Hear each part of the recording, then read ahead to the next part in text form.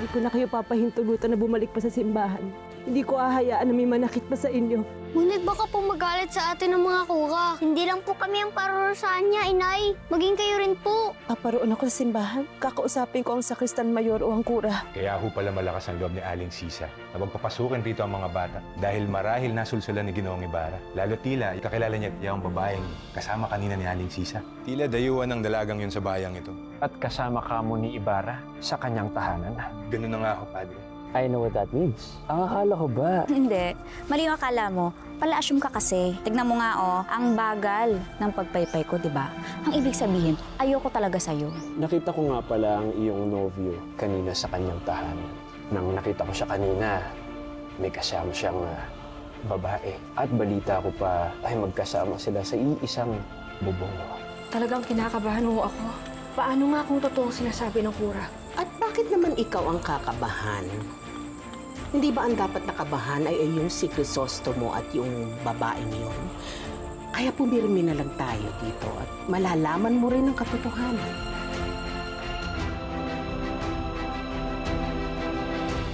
Ay, magandang araw po, Senyora Isabel at Senyorita Maria Clara. Nasaan ho si Crisostomo?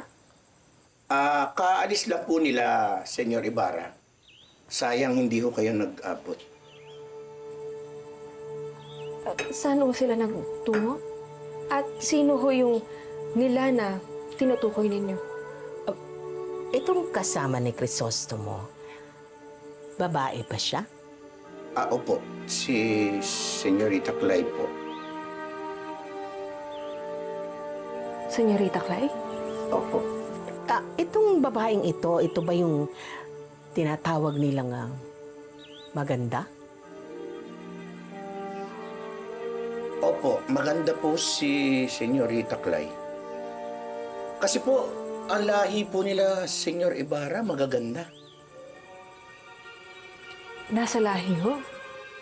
Opo, pinsan po ni Senyor Ibarra si Senyorita Clay. Kaya hindi katakataka na maganda siya. Magpinsan sila. Bakit po, Senyora? Wala naman. Gracias. San Antonio, San Rafael. Maraming salamat po.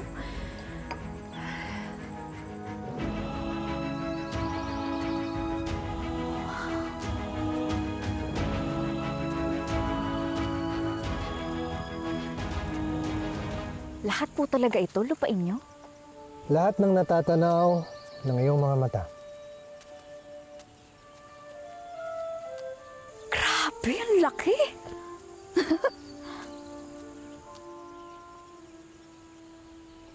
Nakikita mo ba ang patag na yun? Doon ko ipapagawa ang pinaplano kong eskwelahan. Winner! Hanggang ngayon ay naninibago pa rin talaga ako sa iyong paraan ng pananalita. Ngunit hindi ba? Kaaya-aya na doon ipagawa ang paaralan? Malawak, mahangin, ang daming puno at greenery sa paligid. Perfect na perfect. Tama ngang dyan itayo ang school.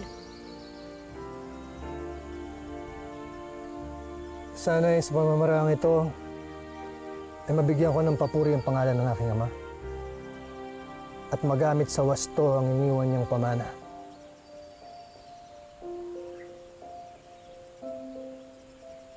Balang araw, Miss Clay, uunlad din ang bayang ito.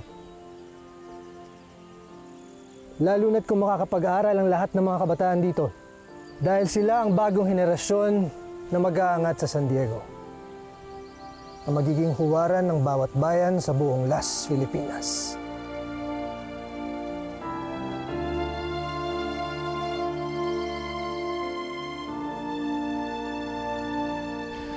Mamaya, pagkapananghali, dadalawin natin ang tahanan ni Don Rafael.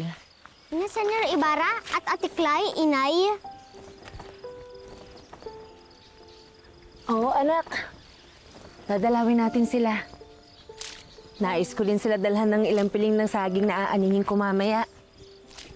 Bilang pasasalamat. Buti nga po sila sa amin, inay.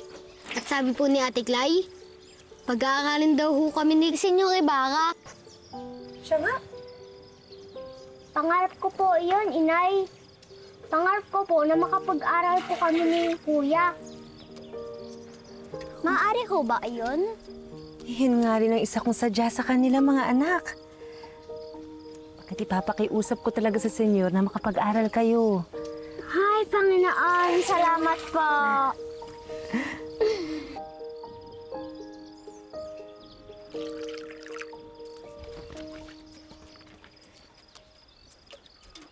Magandang umaga sa inyo, Sisa.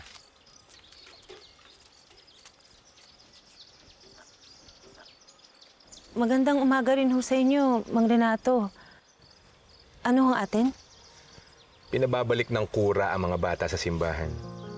Hindi siya pumayag na tumigil sila sa kanilang paglilingkod. Mawalang galang lang ho, Mang Renato. Ngunit may karapatan din naman ho ako magpasya para sa mga anak ko. Hindi ho ba? Sa pagkakataong ito ay wala ho kayong karapatan. Lalo na't malaking bilang ng salapi ang nawawala kay Padre Salvi. At iisa lamang ang aming hinala kung sinong nagnakaw nito. Ang iyong bunso, si Crispin. Hindi po totoo yan. Basta. Bumalik kayo sa simbahan. Kundi, baka ipadala rito ng kura ang mga kwadrilyos o gwardiya sibil at ipahuli ka. Naiintindihan niyo? Mang Renato, huwag naman ho.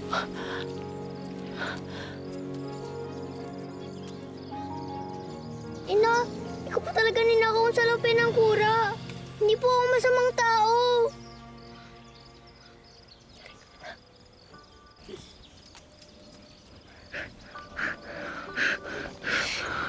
Alam ko yun, anak. Naniniwala sa'yo ang nanay. Naniniwala ako sa'yo.